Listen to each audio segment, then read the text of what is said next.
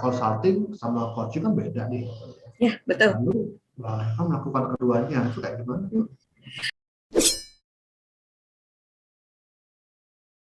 Halo teman-teman dimanapun Anda berada, jumpa lagi dengan saya Anda Melani dalam Dunia Leadership Coaching yang membahas tentang coaching. Oke teman-teman, kali ini kita kedatangan seorang tamu spesial.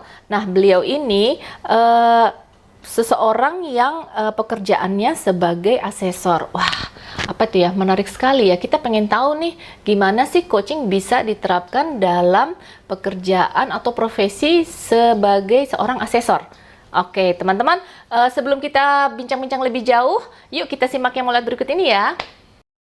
Sebelum Anda lanjut nonton video ini, silakan Anda subscribe, like, dan share kepada teman-teman Anda sehingga channel ini bisa bertumbuh. Jadi coaching ini bisa dilakukan saat kita melakukan pendampingan. Nah, misalnya saat mereka merumuskan KPI nih coach. Nah, saat mereka merumuskan KPI, kita bisa melakukan teknik coaching. Jadi tidak memfeeding mereka dengan solusi-solusi yang tentunya diharapkan oleh seorang konsultan. Nah ini yang bisa kita combine saat kita melakukan sebagai konsultan seperti itu. Ya, karena saya pernah dengar juga tuh istilahnya ada yang namanya content consulting sama proses consulting gitu ya. Kalau content consulting benar-benar si konsultannya itu expert dan paham dan juga dia telling ya, memberitahu tentang apa yang terbaik gitu kan ya. Nah, benar-benar content based banget. Kalau proses consulting itu dia juga paham secara konten, tapi dia prosesnya adalah lebih memfasilitasi prosesnya ya, memfasilitasi proses mereka dengan timnya, dengan kliennya, sehingga klien itu sendiri yang bisa menentukan arah dan apa yang harus diimprove gitu ya. Nah itu menurut teknik coaching ya, saya paham. Iya. Kita sudah melakukan proses consulting dalam dengan klien. Wah, dampaknya tuh buat klien gimana tuh dengan cara itu? Apa mereka nggak gitu ya? Saya udah bayar kamu gitu kan. Nah, terkadang memang ada aja. Terkadang memang ada aja yang sempat ini kan kita membayar itu untuk dicarikan solusi. Nah, tapi terkadang kan memang kita combine karena apa? Saat kita lepas dari mereka, kan mereka harus menjalaninya sendiri, coach. Betul. Nah, proses coaching ini adalah pembelajaran supaya nanti mereka mandiri. Kalau semuanya kita feeding gitu ya, oh ini solusinya ini nanti mereka juga saat kita lepas, even misalnya kita ada garansi ya, tetapi mereka pasti akan tergagap-gagap. Nah, proses coaching ini menurut saya diperlukan untuk itu supaya mereka ready saat kita memang sudah finish project, gitu sih, coach. Betul. Jadi ya itu wajar lah ya kalau masih ada orang yang merasa ini perlunya dia kasih tahu, diajarkan ya karena memang sudah membayar gitu ya. Dan kayaknya itu menurut saya sih merupakan satu kesempatan buat Mbak Ima untuk mengedukasi mereka ya tentang pentingnya mereka nanti menjadi independen dan accountable untuk melakukan dan melanjutkan proses apa yang sudah dikerjakan. Dan bagaimana konsultan itu kan ada waktunya ya, ada time plan-nya selesai, udah selesai, ada selesai gitu. Akhirnya kan mereka apakah mau sendiri nanti melanjutkannya bagaimana atau mereka bisa gitu. Betul. Itu yang penting supaya mereka ready bisa melanjutkan secara mandiri apa yang sudah dicapai dalam proses konsultan tersebut. Banyak sekali manfaatnya ternyata coaching ya di luar tentang coaching secara formal saja itu itu bisa diimplementasikan ke banyak bidang, coach, bukan hanya hal-hal yang besar ya kayak tadi sebagai coach profesional sebagai ini, tetapi hal yang kecil saat kita bertemu dengan teman. Kalau dengan coaching itu proses berpikir kita juga berubah gitu. Betul. Proses berpikir kita berubah. Saya menyadari juga.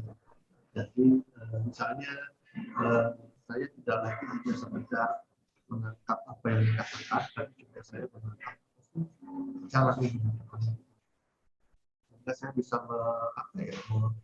mendapatkan the full meaning-nya, arti secara menyeluruh gitu ya. Bahkan saya juga bisa lebih tepat kalau apabila saya mengetahui saya bias menangkap karena menangkap apa yang dia mau sampaikan itu saya bisa mengklarifikasikan dia sesuai. Dan yang menarik adalah saya lebih merasakan ada itu dalam active listening, mendengarkan secara aktif gitu ya. Itu membuat teman bicara kita juga merasa seperti kayaknya kita tuh benar-benar memahami dan seperti kita betul-betul hadir sepenuhnya buat dia. Dan juga coaching dalam percakapan sehari-hari. Betul. Karena kalau active listening itu kan coach menangkap sesuatu yang tidak tertampak itu ya memang butuh ya keahlian. Nah itu memang salah satu kompetensi yang harus kita para coach miliki dan perlu diasah berdasarkan entah jam terbang, entah juga memang sudah punya dasarnya seorang yang empati gitu ya. Tetapi itu berbeda banget saat kita sudah menguasai, memahami dan juga mempraktekannya. Oke. Wah. Ini kalau kita ngobrol lebih panjang nih kayaknya nggak akan selesai nih waktu. Mbak Iva ini kan sibuk banget nih. Abis ini saya rasa udah ada janji-janji yang lain. Udah ada meeting-meeting yang lain.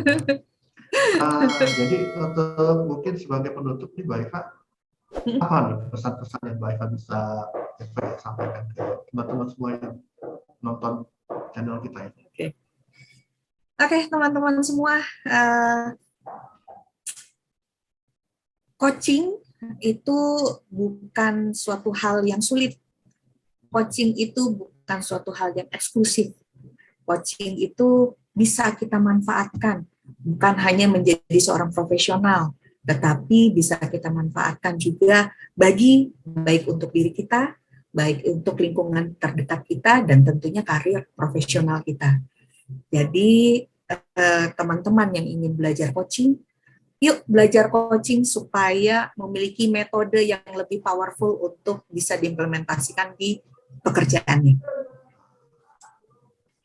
Oke, nah Mbak Eva, kalau ada teman-teman yang pengen menghubungi Mbak Eva nih, curhat mungkin ya kan, atau ingin tahu lebih banyak tentang assessment, gitu ya, potensi assessment, atau ingin di coaching sama Mbak Eva, menghubunginya melalui apa nih? Apakah ada sosial media? Oke. Kalau sosial media saya di Facebook dan IG itu di Hiva Fitra, Hotel India Victor Alpha,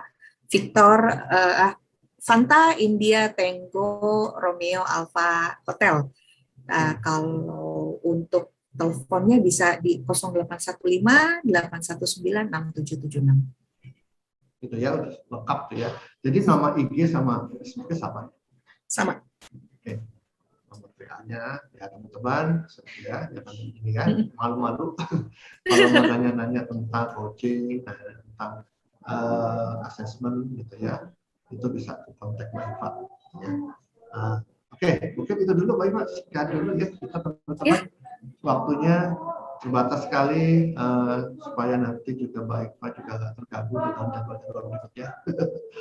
Jadi terima kasih loh Mbak Eva atas waktunya, sudah sama-sama Coach, kesibukan ya, sudah tampil cetar membahana. Wah, cetar membahana ya. Gitu ya. Nanti kita bisa kumpul-kumpul lagi mudah-mudahan setelah kondisinya semakin kondusif ya. Amin, amin.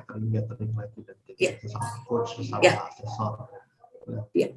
Terima kasih juga Coach Adit dan juga Korpora sudah mengundang saya. Ini sekolah coaching saya, the best. Coach Adit juga adalah mentor saya, tentunya mentor ya, pengajar saya yang mengajari saya coaching. Wah, the best juga. Sukses buat Korpora, buat Coach Adit juga. Thank you banget, Eva. Oke, teman-teman. Kalau teman-teman penasaran pengen tahu lebih banyak tentang coaching, teman-teman bisa lihat website kami di www.leadershipuniversity.co.id. Kalau ingin tahu jadwal pelatihan coaching kami, itu bisa lihat di website www.leadershipuniversity.co.id. www.corporateconsulting.com. Nah, itu kalau mau coaching, ya. Kalau mau menghubungi saya juga ada di situ. Oke, kalau gitu saya serahkan kembali ke Kak Ana. Teman-teman, kita sudah dengar bincang-bincang menarik tadi ya antara Kak Aditya dengan Kak Hiva. Ternyata coaching itu sangat membantu buat seorang asesor dalam melakukan pekerjaannya. Oke teman-teman, kalau ada pertanyaan dari teman-teman seputar topik kita kali ini, yuk langsung aja dilayangkan ke YouTube channel kami ya. Oke teman-teman, sampai di sini dulu bincang-bincang kita. Sampai jumpa lagi di bincang-bincang lainnya dan tentunya dengan topik yang menarik. Oke, sampai jumpa.